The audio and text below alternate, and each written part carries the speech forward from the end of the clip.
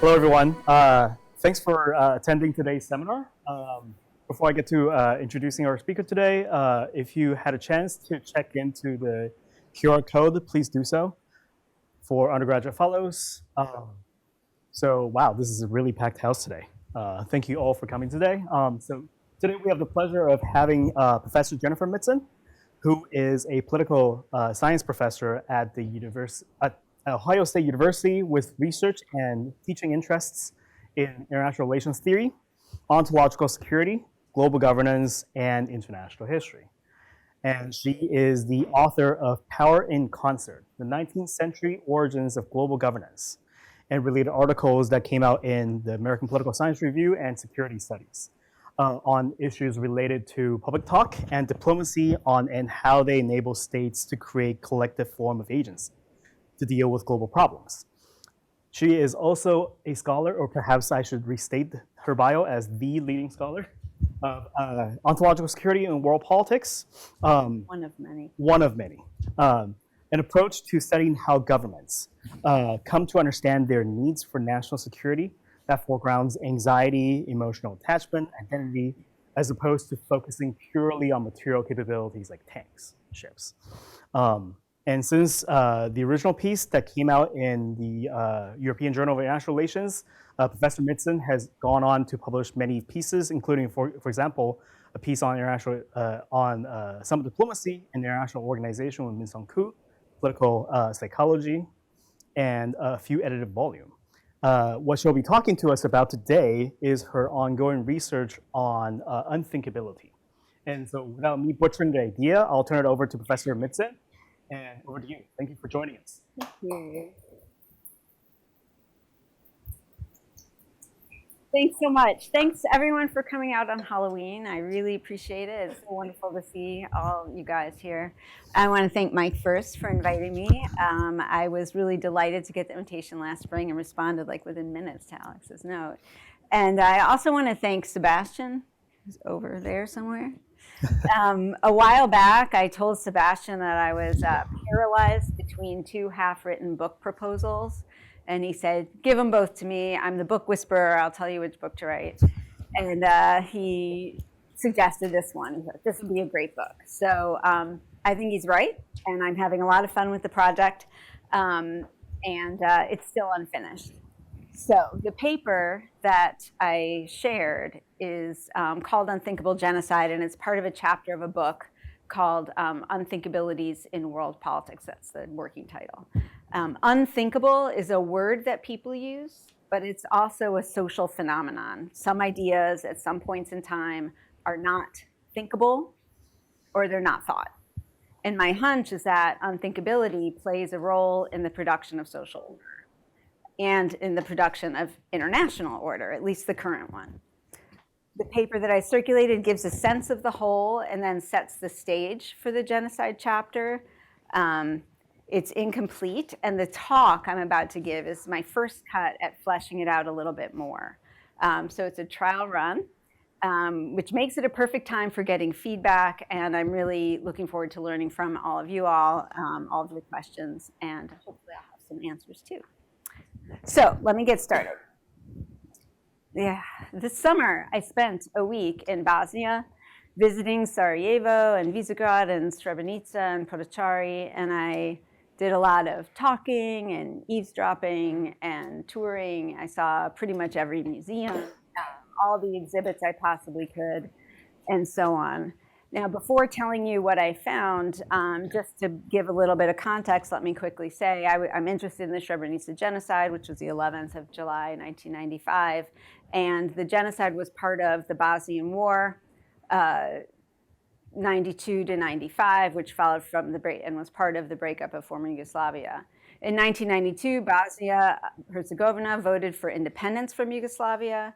The Bosnian Serbs weren't happy with it, boycotted the elections, and then when independence was declared anyway, they declared war, They began fighting. It was horrific fighting. The siege of Sarajevo itself alone lasted 4 years, so 92 to 96. And the Serbs were attacking towns, expelling citizens from the towns. The term ethnic cleansing was invented at this time.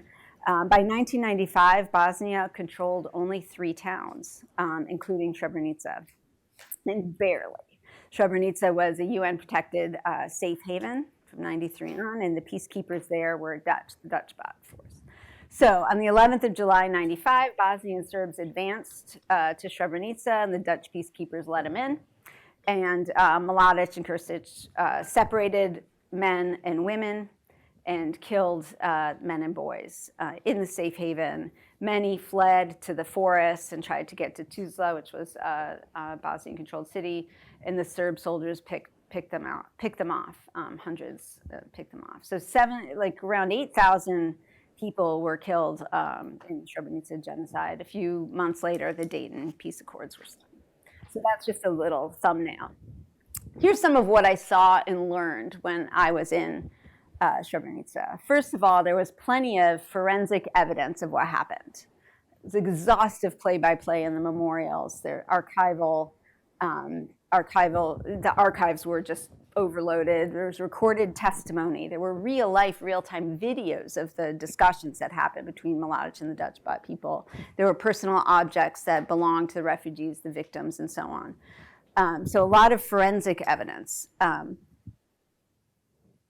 Second, there was a lot of effort at accountability. So the International Criminal Tribunal for former Yugoslavia was the first war crimes tribunal since Nuremberg and Tokyo trials. Over 160 people were tried overall. The first genocide conviction was in 2001, Krstić, and in 2004, the appeals chamber confirmed genocide was committed. And I'm saying that because at least a few of the people, the Bosnians I talked to, really stressed this moment, 2004, proudly. The world saw us. They saw what happened. Bill Clinton apparently came. Everyone talked about Bill Clinton coming the minute it was recognized.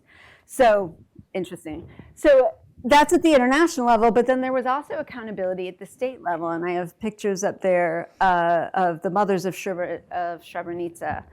They filed a civil case in 2012 in the Dutch court system, and they won. The Dutch Supreme Court ruled that Dutch Bot was 10% responsible for the genocide, for not protecting the men in the safe haven. So they had to pay reparations that reflect that they had 10% of the responsibility. So of course, you have different ways of which 10% of my husband's bones are you responsible for, was some of the interviews that I read.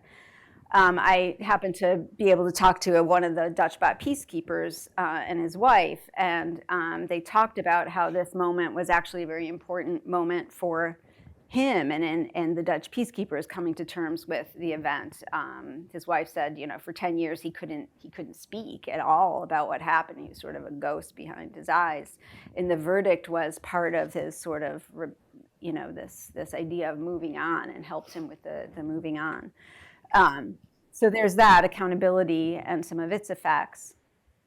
And then there's commemoration. So July 11th is now a day of public mourning in Srebrenica, and there's a march that you can participate in through the forest to kind of get the feeling that those men and boys felt as they tried to escape. There's the flower of Srebrenica, which is a souvenir and a symbol. The white petals, 11 white petals, representing innocence, and the green center representing hope. A lot of people have this flower, the Srebrenica flower. And after Srebrenica, the reason I have 4 things up there is after Srebrenica, I was poking around and looking at what other memorials look like, what other genocide memorials look like. And it was interesting to see these commonalities, which is what I'm trying to show up there. I noticed shoes a lot, and I noticed the walls of pictures a lot. And I was reading up on it, and these museums do share a lot. They share a lot of curators, right? So we see similar interior designs and representational strategies and so on. And you always see references to the Holocaust and some kind of callbacks to Holocaust museum design. And it's invoked and evoked in the way that the memorials are put together. Sort of that was really interesting to me, the similarities of structure and content, and it gave the sense of being in a space that was kind of a dual space, right? It's a local space for the people, and there's a sense of it also belonging somehow it's a more internationalized space as well. So that was a bunch of things that I saw, and here's what I made of it. There's a legal process, right? It's very familiar: trials, evidence, witnesses, verdicts, and punishments. Very familiar goals: deterrence, punishment, accountability. It wasn't that clear that any of these goals were totally going on, but the recognition really stood out. These flowers give me hope. Bill Clinton came. I can get, I feel sort of repentance in this way. Second is this hierarchy of harm. Srebrenica went from being from a massacre to a genocide, right? And it was interesting because the siege of Sarajevo remained the siege of Sarajevo, and there was a sense that these victims of genocide are somehow a special kind of victim, right? They're commemorated, their deaths are commemorated in a different kind of way than other deaths in war, other deaths from ethnic cleansing, and so on. And Dirk Moses, the scholar of genocide, makes this point about, in his criticism of the category of genocide, saying that it seems to sanction all kinds of other violence the minute you call something out as especially awful in this way. Third is status changes. Genocide victims, like I was saying, have this special status globally. They're global victims in an interesting way. And then finally, global values, this culture of commemorations and similarities and tourists, expecting the tourists to come and visit, right? So it's affirming this global harm, this global value that we need to prevent, that we need to learn about, that we need to have empathy with the victims, and so on. I think this is all super interesting, and that's that's what leads to my argument, which is genocide is constitutive unthinkability of the current international order. And I know that that's a mouthful and it's kind of fancy, and the burden's on me to unpack it. What I mean, first of all, is that it's not a crime that's punished and potentially deterred. Not best seen as a crime that's punished and potentially deterred. It's not best seen either as merely war as we know it, right? The warp and woof of international politics. It really is a special thing that is important to the current political order. So I'm going to develop it in these three steps, which is first, you have to, setting up how I approach the problem of order. Second is defining unthinkability and theorizing it, and then applying it to the genocide case, and then reminding you that this is a draft at the end. So let me move on to the problem of order. So just to, this is sort of intro IR. The Hobbesian problem is the frame of intro IR, right? How do you get order in a realm without an order, or in a realm that has no government? Right? How do you get order in anarchy? And we learned three mechanisms: force, price, and legitimacy, which correspond neatly to realism, liberalism, and constructivism. So I'm homing in on constructivism, the legitimacy mechanism. Legitimacy is sense of rightness. You follow, you get order by following rules, and you follow the rules because you feel like they're the right thing to do. So conventional constructivism is where I'll dig in a little bit more. Conventional constructivism talks about rule following, the evolution of rule following in this way. It makes it a matter of being socialized to the norms of the system, or internalizing the norms of the system till they're your own. And so I tried to model the process. So at first you experience a norm as outside yourself. It's something they do. It's not mine. I don't like it. No nuke first use, whatever. Then over time, through these different socialization processes, you can be part of my club if you do X, Y, and if you agree to no first use, or whatever the norm is, it over time gets inside your head. You start talking the talk. It can lead to walking the walk, and the state begins to act pro-socially, right? Act according to the rules. The leaders think this way. They're incorporated into laws. You can say the rules are internalized. And that's considered, if you read sort of Ian Hurd or Alex Wendt's chapter on socialization, this is really kind of what they're talking about. Mostly the Ian Hurd IO piece from, I think, 98. Internalization is how you get in compliance with rules. Now, in the past 10 years or so, other constructivist scholars have started to think about the production of order differently, and more deeply sociological terms, and drawing on scholars like Durkheim and Giddens and Goffman and Berger and Luckman and so on to think about the international realm as a social order a little bit more deeply. And for these scholars, and I'm one of them, social order is a collective achievement to which all members are contributing all the time. It's always possible that social order will collapse. And so its values and norms need to be constantly affirmed. A shared sense of right and wrong and good and bad is very, very basic to social order. And without it, if it collapses, if you could no longer trust in the sense that there's this shared order, shared sense of right and wrong, good and bad, shared rules, this opens the door to profound anxiety and ontological security. The members don't know how to get by in the world or be themselves. That's what I'm trying to get at with the boundaries, that chaos and indeterminacy and don't know which end is up. In modern society, where we're interdependent in the shared milieu with all of these strangers who may have very, very different notions of right and wrong, and this certainly is international society, social order is always fragile and threatened with breakdown.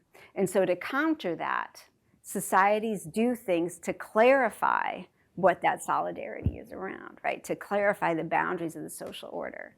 And one that there's been great writing by Rebecca Adler-Nissen and Aisha Zerakol in particular is stigmatization. You are uncivilized. You are in the axis of evil, right? The stigmatized actor helps to keep society together. You cast out that thing that's icky and wrong. And in doing so, the audience of the normals reaffirms themselves as normal and right and good. And so you have a clear, yeah, that's us, right? So it's reaffirming the social work.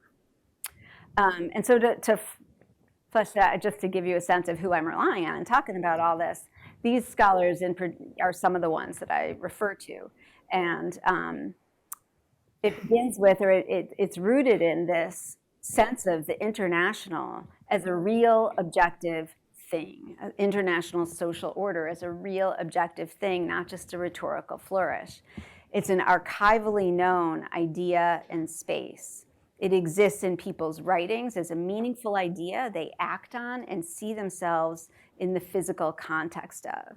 And this is historically documented. Glenda Sloot is terrific on this. She talks about, she kind of, changes in technology, communications, and all of this made people more connected, and over time traces how that connectedness led to different ways of seeing themselves in the social order and an expanded social order, like an imagined international community. Politically, I like Michael Barnett's recent work, not that recent actually, God, he writes a lot, Empire of Humanity, where it's sort of politically the self-conscious efforts to define the international as a polity and govern. And then sociologically, like I just mentioned, Zerakol and Adler-Nissen on stigmatization, these dynamics are operating. So there are a lot of people that see and treat international society as this actually existing space. And my argument fits in there.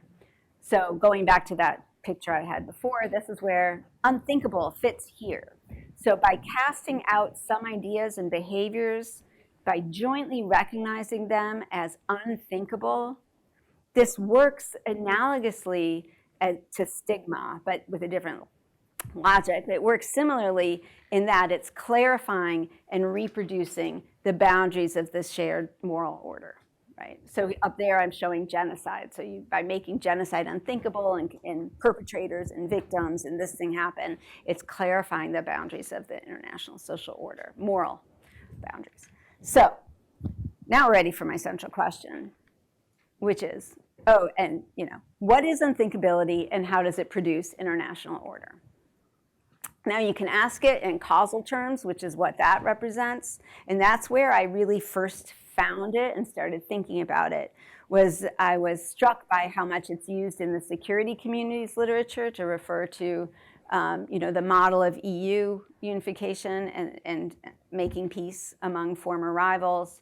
I also see it in John Mueller's work and Steven Pinker's work, which is really, when you don't think about war, it can go away, is kind of the simplification of that logic. And not thinking makes something less likely.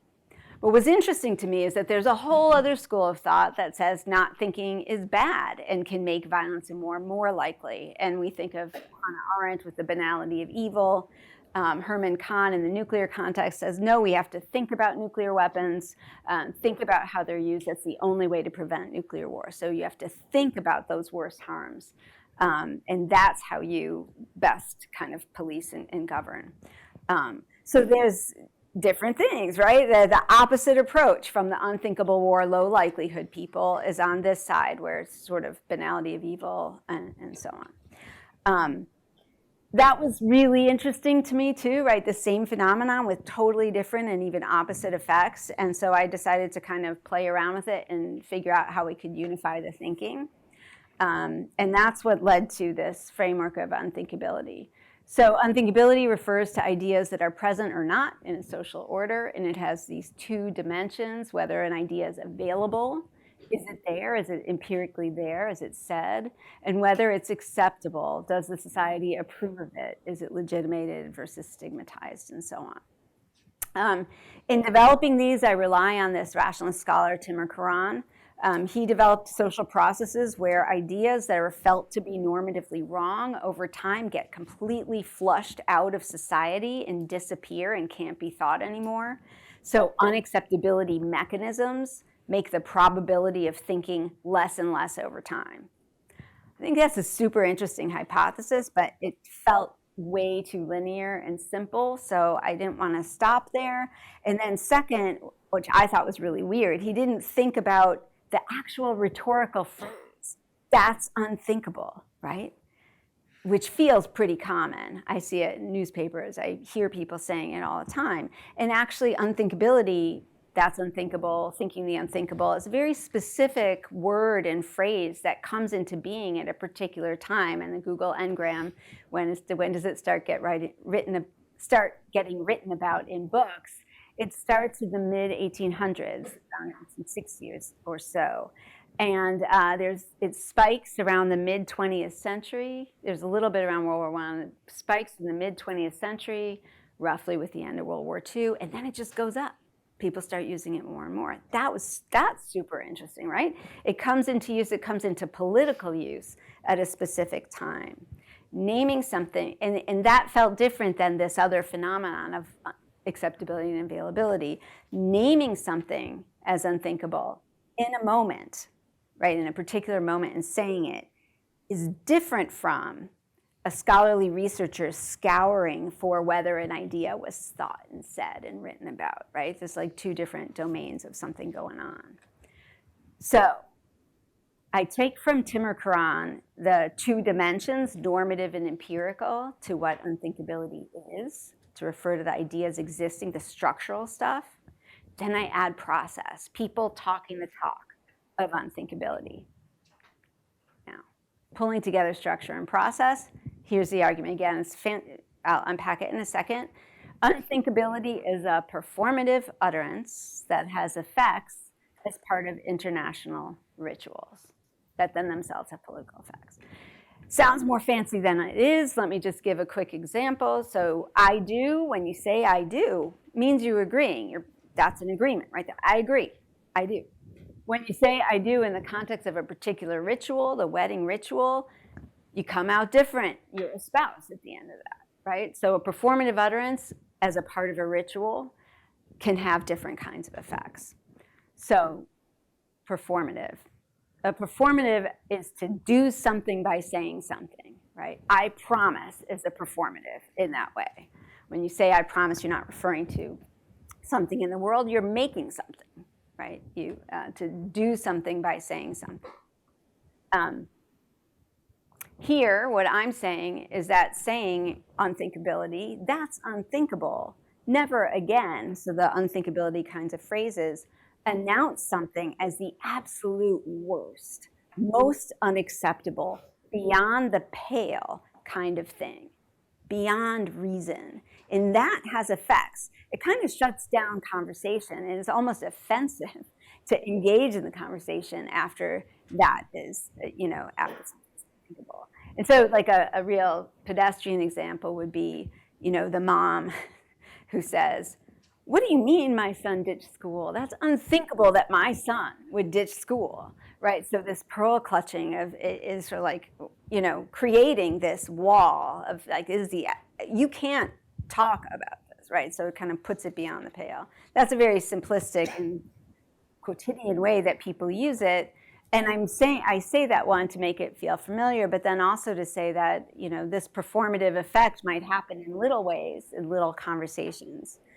And I think it has political effects when it becomes ritualized. So that's a lot of stuff because I got really interested in ritual, and I did this whole big deep dive and thought all of these would be important. But the key things I think are really important for us right now is that when something goes through a ritual, when you're part of a ritual, it creates a unity without consensus. You don't have to agree on a lot of things. It's not like deliberative agreement. Yes, but you create this unity anyway by just going through the ritual. It's not internalizing values or anything. And the second is that ritual is often associated with, and I'm going to do it here, of a rite of passage with, say, 3 steps. You remove something from the everyday. It goes through this, what they call liminal phase, where fancy words and special things are done in this very formalized public way. And then on the other side, you're reintegrated into society as a different thing, with a different status on a different thing.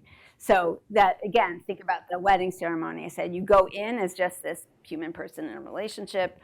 All these things are said and done and fancy and singing and all of this. And then on the other side, you are reintegrated into society as a spouse. So performative effects through ritual. So through ritual, you become a part of the social order. That's crucial to the social order, right? You become part of something that's greater than yourself and more enduring than yourself, and then kind of belongs to society. So I bring together performative and ritual, and then I posit this unthinkability ritual of international politics. And it should have had 4 things. The first thing before that liminal phase is that there's an event, like something happens. You take something local, let's say a massacre, a lot of people dying that were targeted, and then you ritualize it.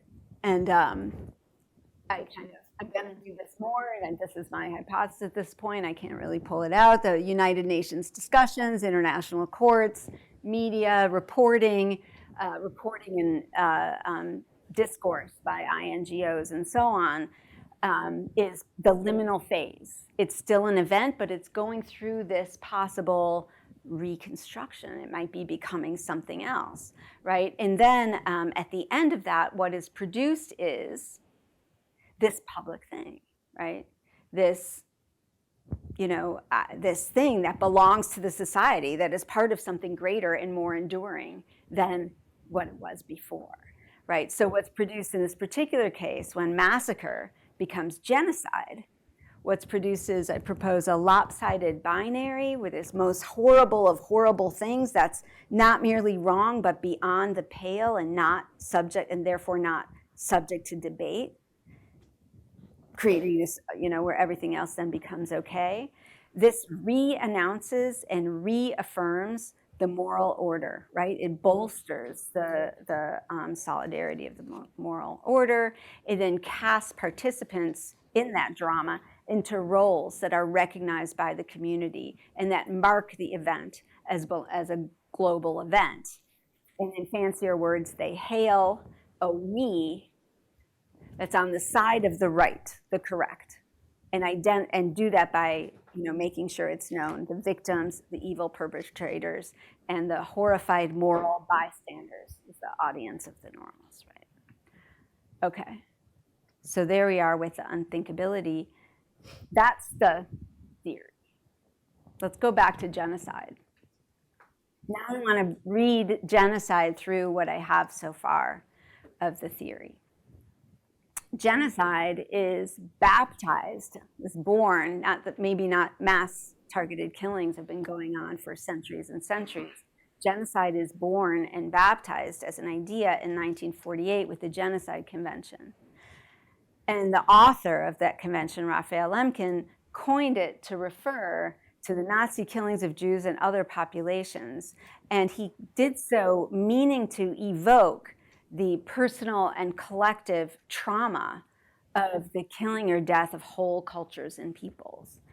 And that, he says, and it becomes, that is the worst evil of this political order.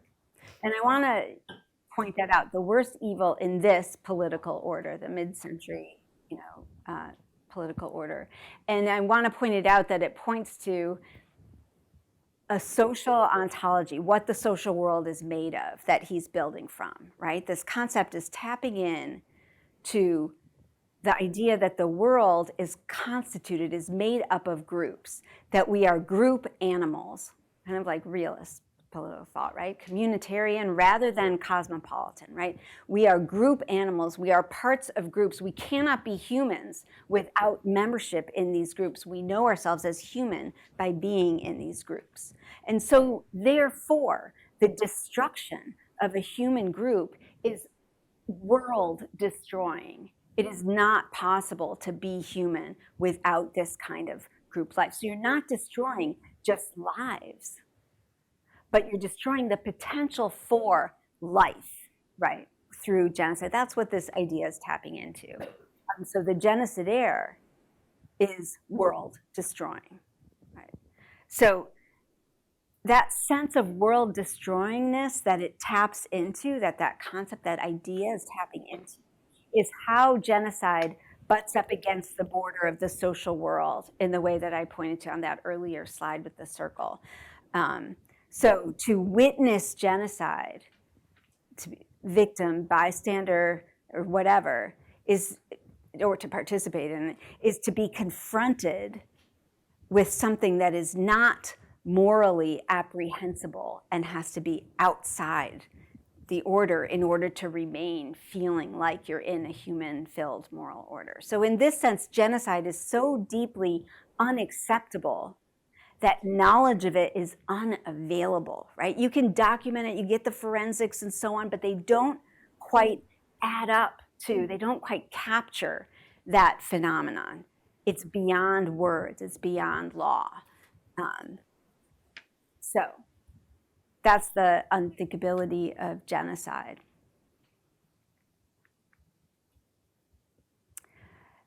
And it comes into being in 1948 as is setting up the post-war liberal international order. For a long time, genocide was kind of invoked in certain kinds of contexts, and anti-colonial contexts, and so on. But when you really see it ritualized in the 90s with the end of the Cold War, and this idea of a new world order, where there was this widely shared expectation and feeling that it was now possible to realize the normative potential, the normative promise in the post-war liberal international order, right? And so then became this question in the early 90s, which events rise to the level that, international concern is salient, that which rise to the level that we need to bring them within this international order. And there was a lot of violence in the 90s, in those early 90s, the breakup of former Yugoslavia, we had Somalia, we had Rwanda, we had Burundi, we had Congo, and so on. Some of that violence was pulled into the international public gaze.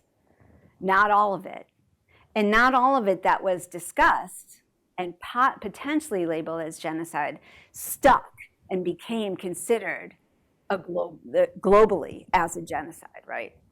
Srebrenica was one of them that became, so it's Srebrenica in Rwanda and Cambodia in the 90s, right? That was one of them that became globally recognized as a genocide.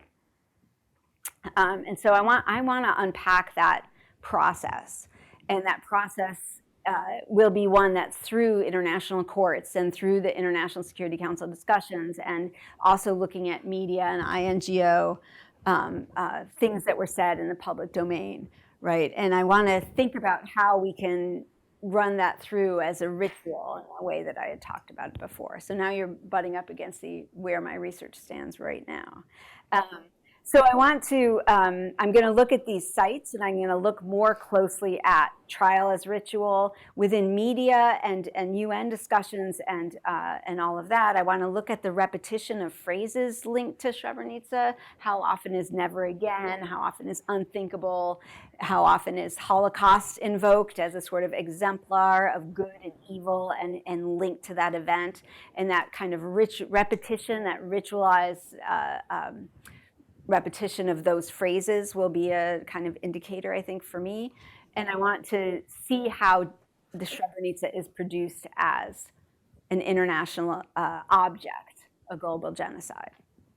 So, and the outcome would be genocide. Sorry, I meant to switch to this earlier. So we would see the outcomes that I put in that ritual slide, where you have that lopsided binary, one thing being this worst harm compared to all of the others, again, citing Dirk Moses's 2021 book on that. Social cohesion, reaffirming the bystanders as moral, even in the wake of their own inaction. And creating these statuses of victim, perpetrator, and bystander that are very, very sticky because to a certain extent the sort of cohesion of the international order depends on that stickiness. So I'm interested in that ritual production of the global event. And I'm also really interested in political effects afterwards. What does it mean to now be not just someone whose people were killed in a war, but a victim recognized by the international community? What kinds of political effects can that have?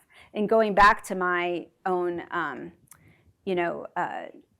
experiences on the ground, it was interesting to me to see sort of the sense of agency that with the victims or people whose family members are victims of that genocide, that kind of that recognition of it as genocide was really life affirming and almost enabling a new kind of agency rather than being that sense of paralyzed through trauma. And the same with the peacekeeper, that recognition through having that trial and having that accountability sort of affirmed, that responsibility affirmed, was a step in that ability to recover his sense of self and agency. But then on the flip side, you can see sort of victim nationalism. Adam Lerner writes about victim nationalism, and other folks write about the how more authoritarian rulers can use that victim status and instrumentalize that to consolidate power. And people refer to Kagame in these terms sometimes. So returning back to those impressions, law exists, but it doesn't quite work like domestic law. And when it does, like 10% liability, it feels really awkward, right? And a trivialization of what happened. And yet the verdict holds and has local and global effects. So that's interesting, right? And the global effects have to do with identification and solidarity and affirming that moral order through commemoration, through the language, through the Holocaust link. And I'm also interested in that global values and culture that are produced and sustained by that, including through physical spaces that where you see the global represented.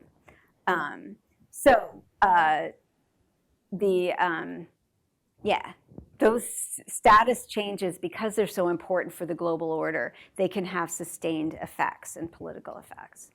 I was talking about. So that's where I was there. So let me just sum up. I'm not sure where to focus my empirics. So you're seeing a draft. As I said, it was drafty. Sorry, I'll go back to this for a second. Whether I should focus on that ritual, the production of the global thing of genocide, from massacre to genocide, or whether I should focus on those ambivalent effects. Does having that status produce more violence or less violence in the world when you create victims, right? And you stigmatize as perpetrators, and you let yourself off the line, but by saying that you're just a bystander who feels bad but could have done nothing. Like, what kinds of political effects does that have? So that's where I am right now. And I do want to sum up by coming back to kind of the stakes of an inquiry like this. And mainly it's I think part of the stakes is really against the sort of strict materialists, right? International morality is not sort of idealist prattling on. But then to the more critical scholars to say that it's not just a simple liberal imperialist imposition, but it's a sociological phenomenon, right? Global unthinkability has social and political effects that really can't be reduced to either bad or good. And that's really, I think, an important thing. And so in the chapter in the book, I want to highlight and demonstrate just how tricky and ambivalent the work is of forging a global community, even one rooted in just the most minimalist solidarity about avoiding the worst harms. So thank you so much for listening, and I'm really looking forward to your feedback.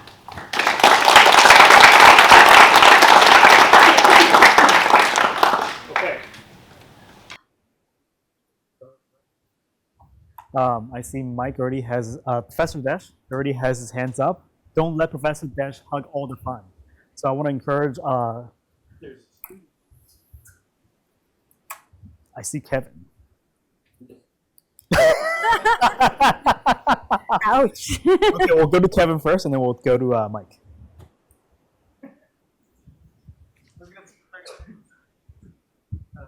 More formalizing it better, but Professor Mitzen, thank you for the talk. It's really interesting. Again, thank you for coming.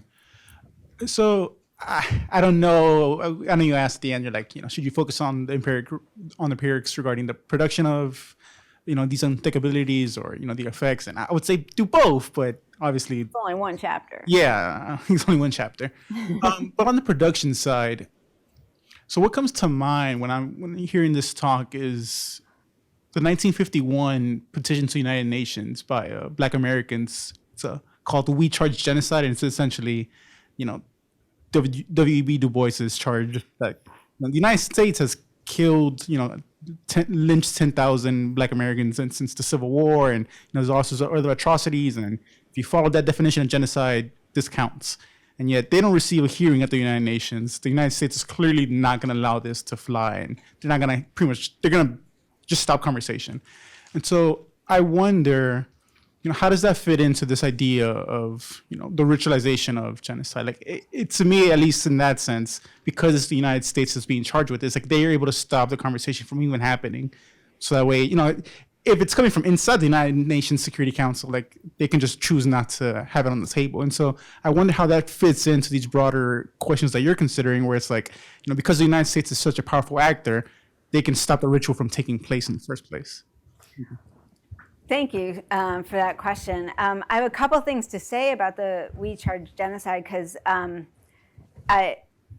one of the things that really interests me about it goes back to this idea that, a lot of people say that post-war order is just liberal imperialism and so on, and your story about America shutting it down is definitely part of that. Glenda Sluga, in her book on the internet, that I cited up there, she looks at things like this to make an argument that, people who are disempowered locally try to use the international community and find it as a source of strength and solidarity themselves for articulating their own claims and giving meaning to what's going on. So the moment it doesn't succeed, but it becomes part of something that is a resistance, and that is only enabled by having the architecture there in the first place. And so it was reading her book that made me really think about in that last slide about, you can't really unambiguously say that's bad or that's good just because that one didn't work in that moment, which is a horrible, horrible thing that it didn't work. But it's also the political dynamics of it are interesting, and if you take a longer perspective, that can give you a different understanding. Where I think we shouldn't stop our gaze at the moment of failure there, right? And then you get somebody like Dirk Moses comes along, and he would say, well, that didn't work because it wasn't the right, at that moment, Lemkin himself didn't want that, right? He didn't want it to be a thing about American blacks, because then the Americans wouldn't be on his side and really publicizing and making it a bigger category. So yeah, that's my answer to that. Mike? Thanks. And thanks, Jennifer, for a terrific paper. I mean, the beauty of a really protean piece from, the beginning of a project is you can impose, the reader can impose, sort of their own agenda on it. So you have to take everything I say with a grain of salt. I had three, I think they're related comments, but you'll have to be the judge.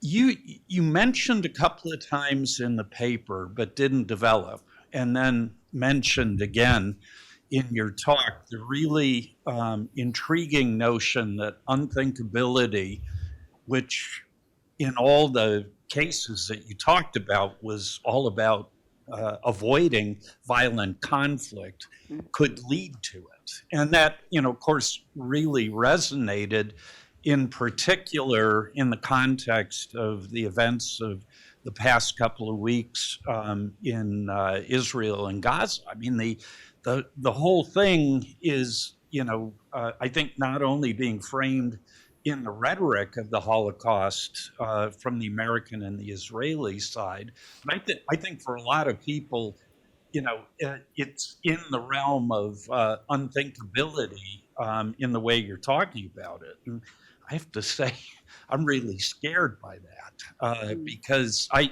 think the process of that sort of unthinkability is going to lead to some really horrible things. So that's really sort of dynamite. And yet, that seemed to be one of the more underdeveloped parts of what you were talking about. Now, maybe your discussion of the sociology of group dynamics, which I didn't see in the paper, but was certainly in your talk, may resolve some of that. But I'd like to hear more of your thought there. So that's point one. Point two, I was thinking about this binary of thinkable and unthinkable, and trying to, think what it meant. And thinkability, at least to my way of thinking, is all about uncertainty, contestability, provisionality, and ambiguity. And of course, unthinkability is about certainty, finality, clarity, incontestability. But it was interesting as I was thinking about that. Well, what are the bases of unthinkability? One is sort of belief. God told us that this is how it is, and that's it. But there's another form of unthinkability, which is knowledge. Think about, at least the modern scientific project. We're looking for, certainty. And we think in a lot of areas that we've achieved that. So I don't know if that makes sense in terms of what you're trying to do, but at least for me, what it illustrates is the problem of unthinkability is maybe broader than the way we're accustomed to think about it. Final thing is just a paradox. We think a lot about unthinkable things, to go back to the Holocaust in the context of the Gaza conflict. And so maybe you don't want to say, or I don't want to say we think a lot about it, but they're much on our minds. And they're on our minds, though, in a way that we don't allow ourselves to think about it. And maybe that's the root of the problem. So I know those are probably unconnected and Wait, what was the last thing that you said? I missed the last one. About the paradox of unthinkable things being much on our minds. Right. But the thing is we don't really think about them.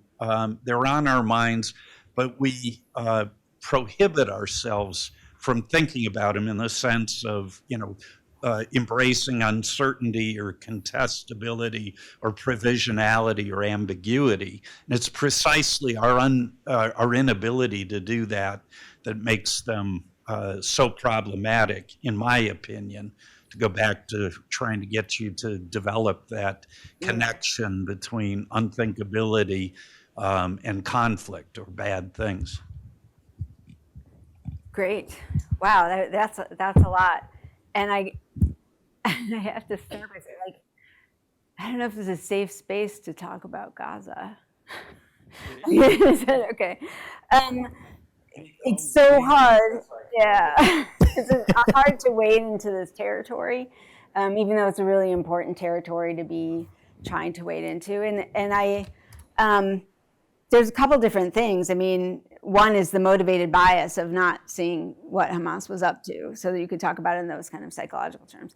But I think, to run it through my kind of lens, I'm intrigued by a couple things, and I think but this is all more impressionistic than thought through. So, the Holocaust as the global exemplar of genocide. It's the world's genocide, and it's for good or for ill. It is the template and exemplar of what we mean by that unthinkable harm. And so, who are the globe's victims, right? And so that identity of the state is really tied to it, and you see it. You don't see it as much in the beginning of the rhetoric of nationalism in Israel, but starting in, I think, the 70s, it becomes more salient that is part of. And so, victim nationalism and this kind of knowing the nation through being the globe's victim, you can't really separate that from decisions that are taken and conflicts that seem to continue without end, right? So that's where I would go, and I think that it,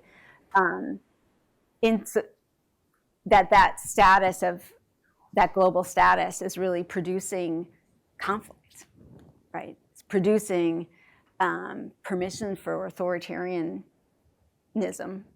and conflict. That's what I would say about that addresses. So that's how it causes conflict, the stickiness of the things that come out at the end of the ritual. And so that leads me to maybe that's where I need to focus the chapter. Is not the ritual super interesting to me because I like social theory, but I think the thing that's going to be interesting as a book is to say we care about this because look at the long tail of the sticky identities that are being produced. One of the things, so that's kind of the whole, how do you get back to producing conflict? The second thing, or I'm a little confused by, is uncertainty, ambiguity, thinkability, unthinkability, because I think a lot about uncertainty, but that's like a different project. So I haven't put that into, I don't know how to run that through this frame. And so when you said thinkable is the realm of uncertainty and unthinkable is the realm of certainty, I'm upside down in that. Yeah. Mm-hmm. Yeah. Thanks. So a thinkable perspective on that would be to say, shouldn't Israel or Netanyahu and the Likud government in the United States ask themselves whether the conflict with Hamas is in fact another potential Holocaust, or is it something else?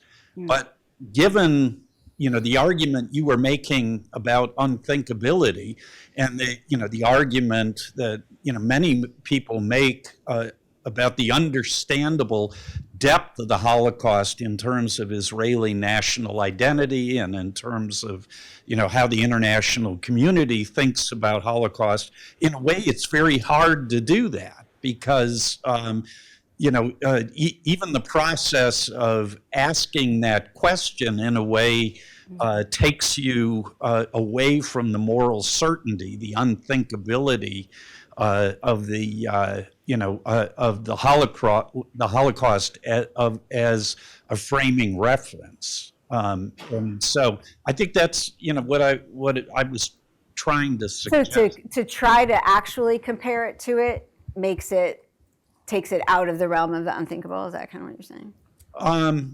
Yeah, I mean, to ask, is this another potential? Does Israel face another potential Holocaust or not? The problem, and I think this is pretty well documented in histories and sociological analyses, that for understandable reasons, many Israelis are inclined to see the world through a generative historical event. Mm-hmm. But it's also, and Tom Segev's book, for example, The Seventh Million, is really brilliant on this. The problem of looking at everything as if the world is still November 1938 is that it imposes on a complex and maybe different modern reality a historical analogy that may or may not be appropriate. Mm-hmm. And worse, and this, the part of, your intriguing comments in the piece may actually make things worse. I mean, if it's November 1938, if it's, another final solution that the Israelis face, then that can justify extreme measures. And hopefully we won't see them, but people are talking about them without, going back and saying, is that really the appropriate framework to see this through? And that thinkability admits of uncertainty and ambiguity that I think the unthinkability of the Holocaust makes hard to engage in. Yeah, that's all super interesting. I probably need to talk to you a lot longer to really fully get what you're getting at. And I guess what perhaps it's linked to this idea that once it achieves this status and that it's part of the production of global order, then it can't be questioned anymore. Yeah. So, and that therefore it can be as it's being a source of moral coherence and producing a global community, it is also could be producing violence on the ground. That's what drew me to the idea in the first place. And I'm really, it doesn't mean it's wrong to have a moral order, right? But it's something we just need to know it. Yeah, thanks for that. Alec. Sorry. Okay.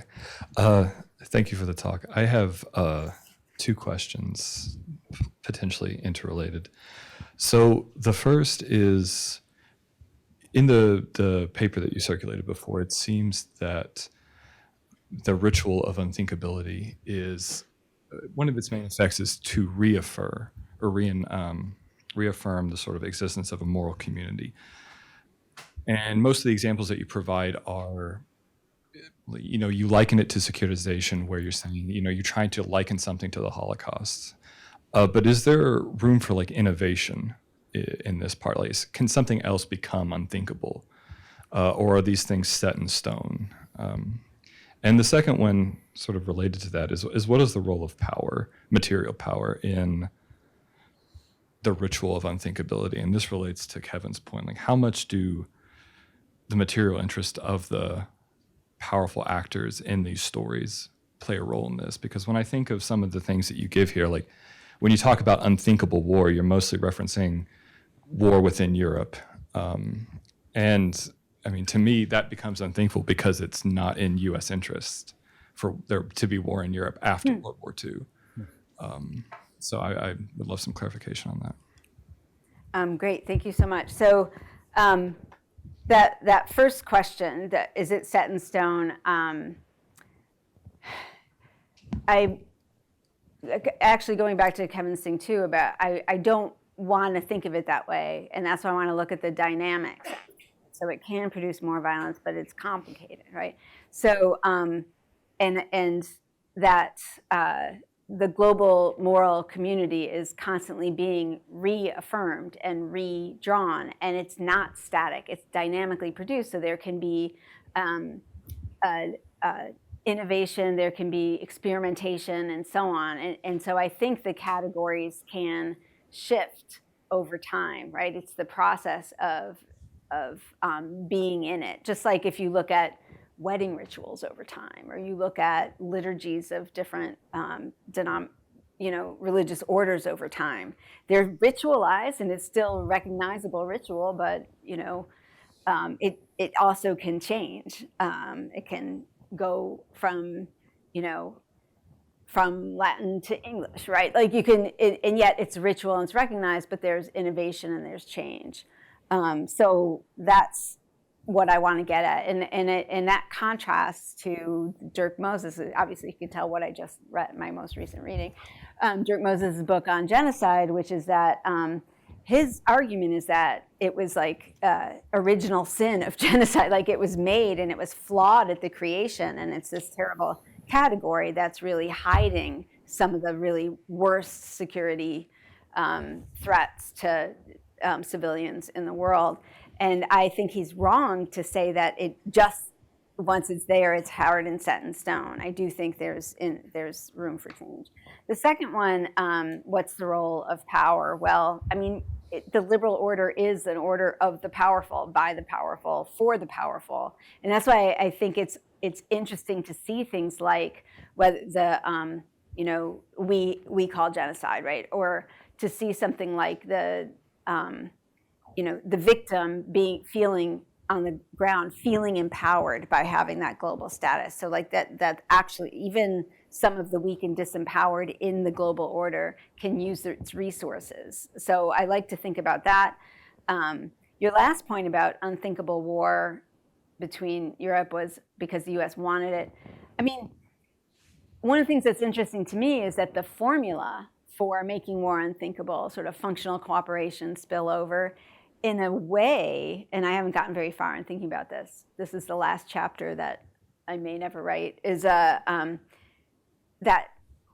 growing cooperation became the model of, loosely model of peace processes that we use in global governance that we also see in the 90s. It's Oslo, in a sense. Like we want to build this functional cooperation and build the capacity for political, and then we'll have final status negotiations.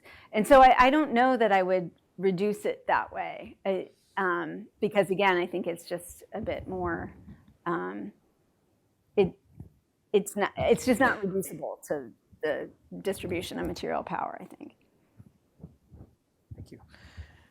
Okay, so I'm gonna go to a question from virtual space. Okay. And then I'm gonna acknowledge Pedro before moving back to the virtual space. Okay, so Fritz has a question, noting that your work is a testament to the power of words. As social media grows and the word speech with elite speeches being overwhelmed, what implications does that have for your argument? So this is basically a question about whether elite speeches are basically being crowded out in the proliferation of social media platforms and messages on these platforms. That's a really great question, and I'll answer it by, it blurs the distinction between them, but I don't think that it's about the power of words alone, right? It's the words embedded in the processes that are recognized as international processes for producing certain kinds of things, and it seems to me that adding to the, social media and media overall and the prevalence of media, it just can become its own more ritualized dynamic. I guess I'm not saying it very well, so I'll cite someone, which is Ty Solomon and Ida Oren have this wonderful piece in ISQ about WMD and the ritual incantation of WMD, linking it to Iraq in the early 2000s. And it wasn't, and that itself produced this sense of WMDs are there without actually, nobody's asking, it just, and that was all came from media, social media, and so on, doing that. So that's a separate dynamic, but it contributes to the overall sense that WMD is securitized. So I don't think it crowds out elite speech, but it is its own set of dynamics. I hope that answers your question at least a bit. Pedro, you're up next. Hi, thank you so much for the talk and the paper. I think the project is fascinating. I have two questions. So the first one is that in the paper you invite us to think about what we mean when we say unthinkable. And my first intuition is that unthinkable refers to something like extremely morally reprehensible or very scary, even if it's not necessarily morally reprehensible. Or sometimes they're unlikely, but I think the first two are much more common. And I was wondering if you believe that calling these things unthinkable has an independent effect. Counterfactually, if we just call these things extremely morally reprehensible or incredibly scary, would we see some different outcomes? The outcomes that you propose in the project? Is there an independent effect there? And I was also a bit skeptical of unthinkability causing people not to think about the phenomena. I think it shuts down part of the debate. So, for example, if we use again the Holocaust as an example, the Holocaust is something that people are incredibly free to mention in society, or ways to prevent it from happening again. For example, what is not socially acceptable is defending the Holocaust or denying that it happened. But overall, people really can talk about it freely. And also, on the other hand, if the status of victimhood generates a license to employ violence, for example, I think again Israel would be an easy case, but I don't see that happening in the Gaza conflict. I might be missing something. I didn't read all the transcripts or saw all the speeches, but I didn't see the Holocaust being invoked in this conflict. I saw officials saying that they're dealing with a group that wants to exterminate the state or something like this, but not necessarily the Holocaust. Even in the 60s, in the 70s, I don't recall seeing the analogy being made. I thought the discourse was much more like, yeah, the states want to exterminate us, but I didn't see the Holocaust being invoked a lot in the 60s and the 70s. So I was wondering if that would be an easy case in a sense, and what does it mean that we didn't, if I'm right, that we didn't see it happening that much. And my second question is regarding the causes of unthinkability. It's weird to ask about indigeneity to a scholar that works on constructivism, because you usually work with constitutive causes, not causality in the conventional sense. But I think you do make some causal points in the project in the conventional sense. And I was wondering if there's any way to differentiate between the causes of unthinkability and the effects that you're claiming that they have. So, for example, if we had a few cases that are exactly the same, but for some random reason we call some of them unthinkable and the others we don't, would we expect to see something different happening in the cases that we're calling unthinkable? Is that a conventionally causal argument, and could there be some indigeneity there? I guess that's the question. Yeah, but again, thank you so much. Again, fascinating project. Jennifer, could I actually add Emma's question onto Pedro's question? Because I think in many ways they're getting at this same issue of causality, empirical demonstration. And so Emma's question, if I could sort of summarize and butcher Emma's question, is talking about the fact that people talk about unthinkability all the time, from things like war in Europe, Gaza Strip disputes, Russia's annexation of Crimea, but it doesn't seem to stop anyone from actually doing some of these things and or talking about it. So the question here is, how would you demonstrate empirically that labeling something as unthinkable is in fact a way of shutting down discourses about it? And I think that somewhat dovetails on what Pedro was saying. Am I saying that to label something, I mean, in the performative utterance of unthinkable, it's to deeply normatively unacceptable is to make it be the kind of thing people shouldn't be able to respond to. But I didn't mean, I misspoke and miswrote if I'm saying that once you call something unthinkable, people stop thinking about it. That's not my claim at all. Calling something unthinkable has a social function of announcing that these are the things that our society sees as beyond the pale, right? So it's slightly different than this idea that once something is labeled unthinkable, we can't think about it. Once we label it as unthinkable, it's one of those things that it's hard to remain, is something, I hope this comes out right, it's hard to see ourselves as part of a moral order and see that that thing could happen, and that's what, that because of its awfulness, right? So something that successfully makes it through the ritual of unthinkability that becomes a global thing is it could be the same number of deaths. I mean, I've heard people say like, Srebrenica shouldn't be a genocide because it was so few deaths compared to blah, right?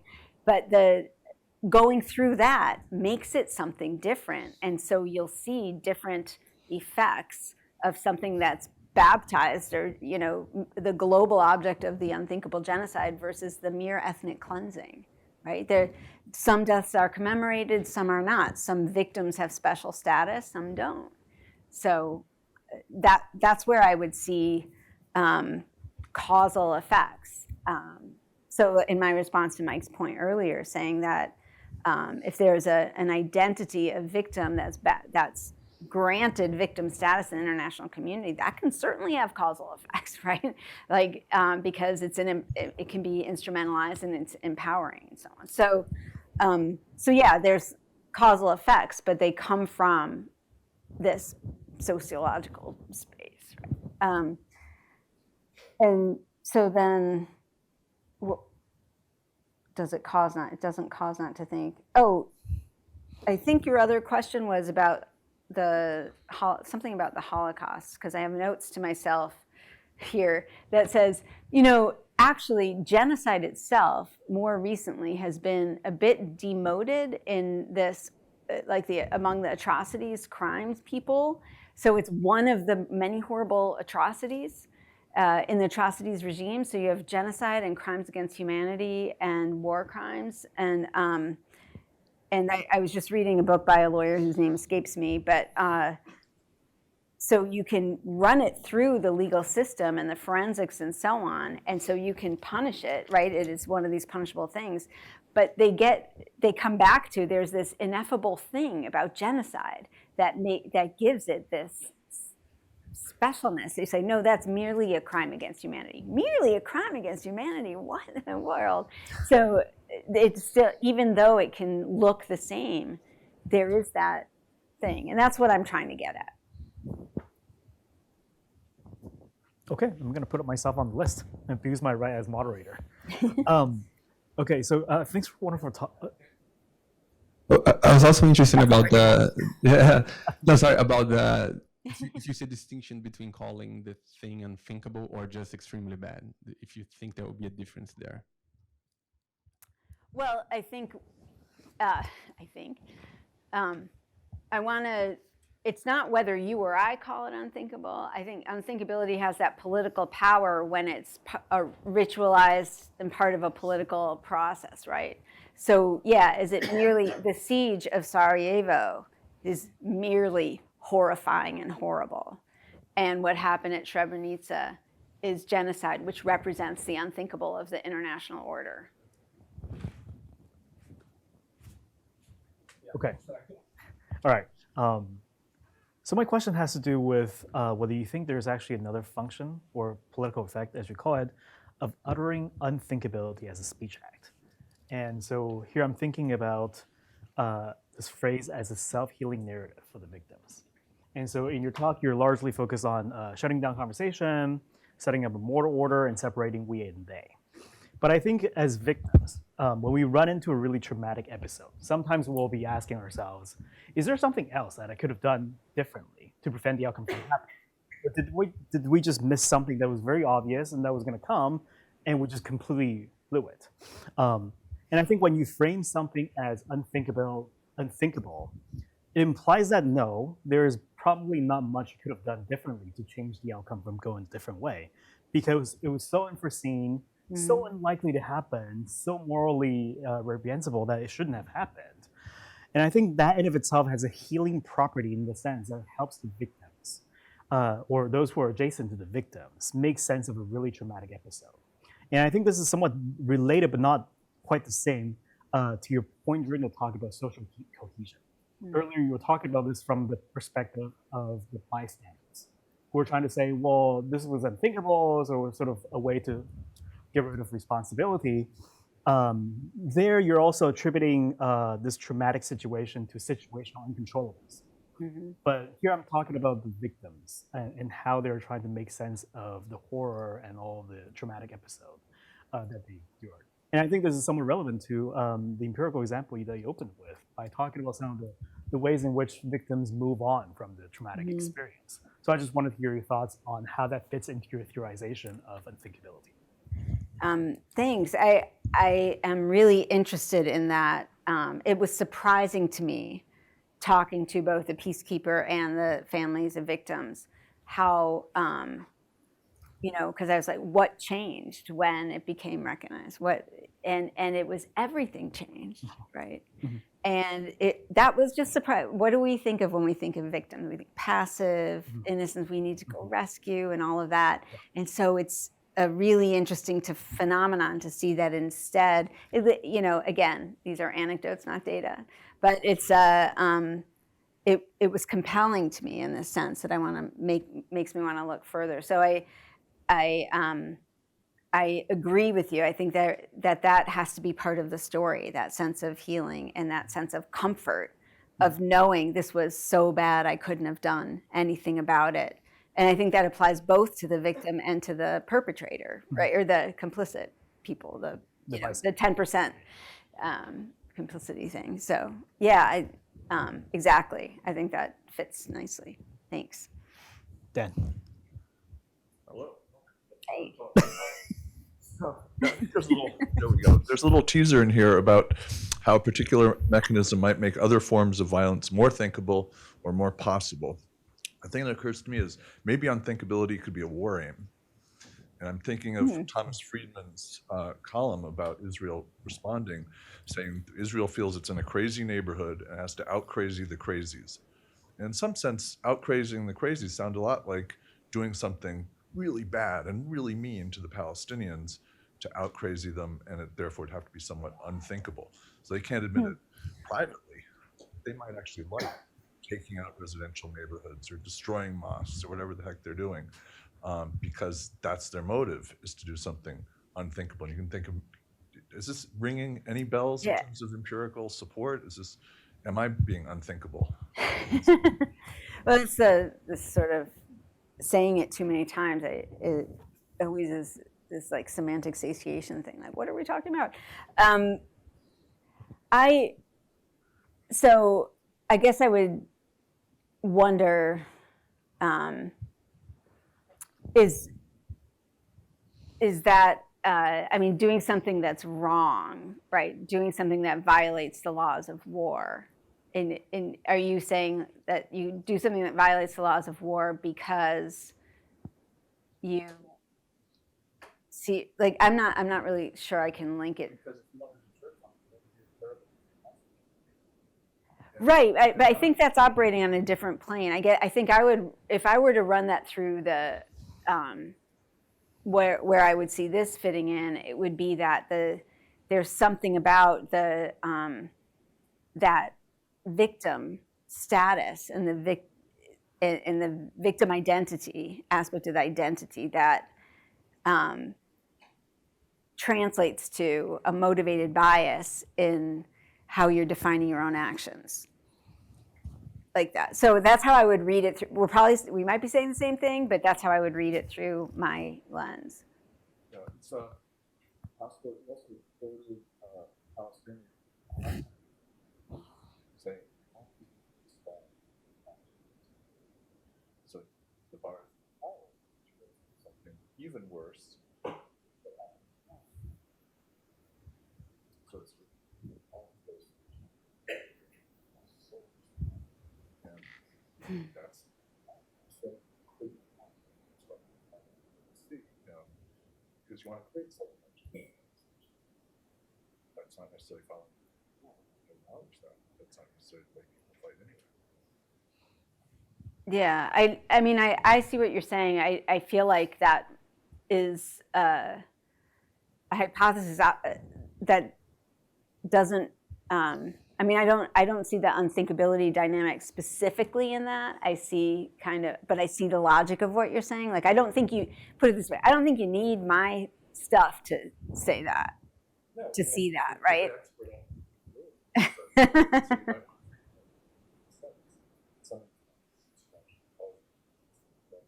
Right.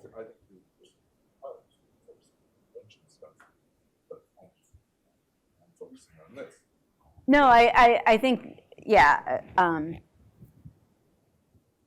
Some of the mechanisms can produce more violence. By that, I mean the mechanism that produces the victim identity can then lead to more violence. That's kind of what I mean. Yeah, thanks. Is that a hand up? Oh, there is a hand up. Please.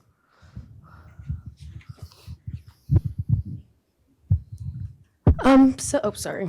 So you mentioned how the media will often use terms like, never again and unthinkable to kind of talk about genocide. So do you think that by deeming genocide as unthinkable, is that a way to kind of normalize this extremely uncomfortable topic within our society? Or do you think unthinkable more refers to kind of like the complete disregardment of genocide, at all?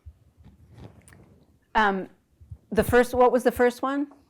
Oh, how like a society, like the media will use terms like never again and unthinkable to kind of refer to genocide. Like, do you think that's effectively normalizing genocide, like this extremely uncomfortable topic?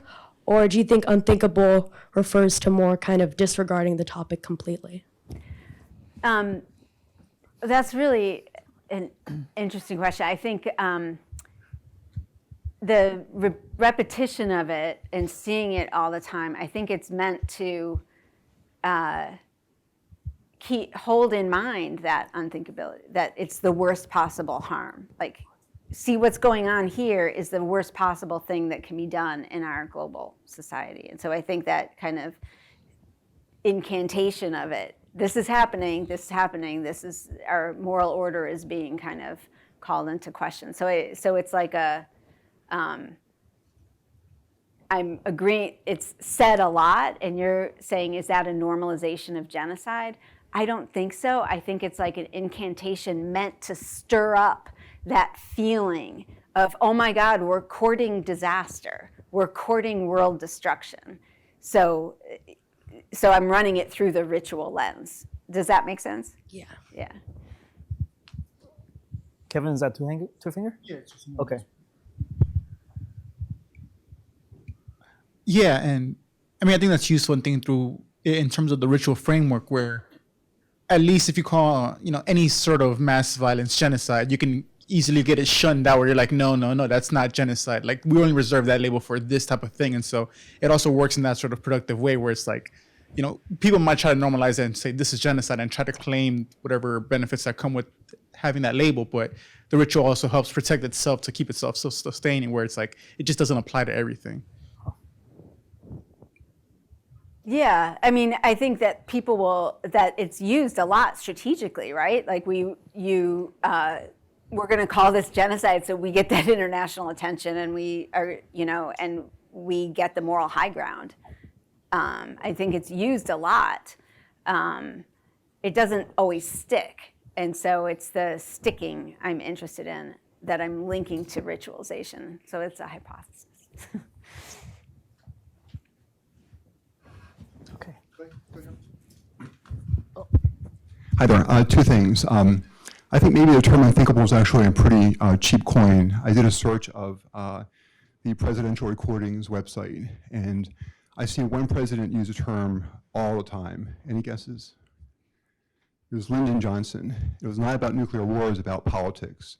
It's unthinkable that my opponent would do that. It's unthinkable that the polls would say that. So, you can take that as you will. I'm also wondering whether it matters for you that the things which are really unthinkable are also unsayable, and therefore never get labeled unthinkable, right? So if it's really something we just can't contemplate, no one will articulate it, and therefore no one will have a chance to even say that thing's unthinkable. Is that consequential to you in any way? Yeah, thanks for both of those. I mean, unthinkable, he says it, Lyndon Johnson says it all the time, that's unthinkable. What's he trying to do? He's trying to moralize the situation. So when people invoke it rhetorically, it's an attempt to moralize whatever it is you're talking about. But I'm interested in its use in these particular cases and how it creeps its way into being associated with some aspects of the global order repeatedly, like genocide, nuclear use, and aggressive war. So it's the difference between the utterance and what the utterance is trying to do, and the possibility of it having political effects.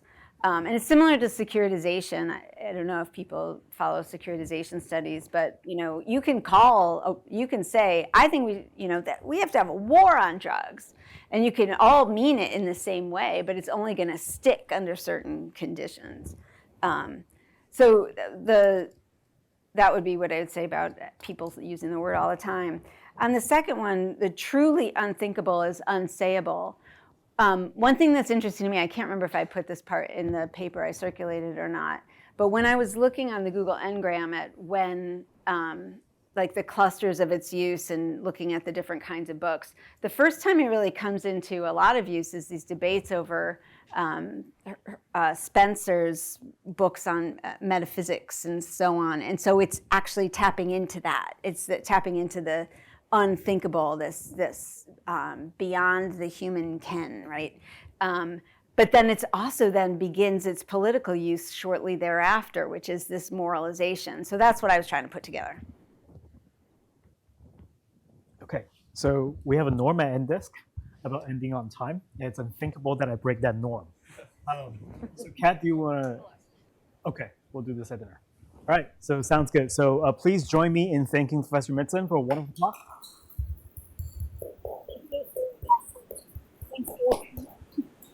And see you all at the next seminar series. Thank you.